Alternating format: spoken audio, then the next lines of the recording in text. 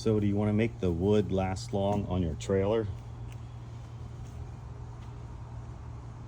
I just pressure washed it to make it look like new.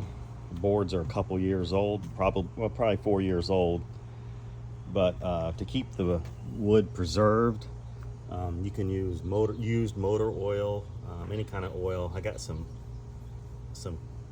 canola oil that's expired, and I'm going to use a wide paintbrush and go ahead and paint the boards to let it soak in. And I'll go ahead and show you what it looks like afterwards and how long it took. This is a 16-foot trailer.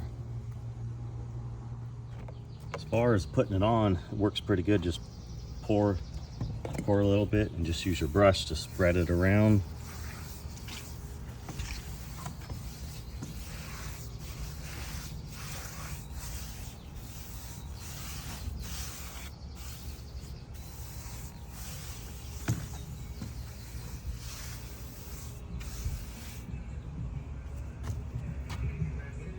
So here's the finished product.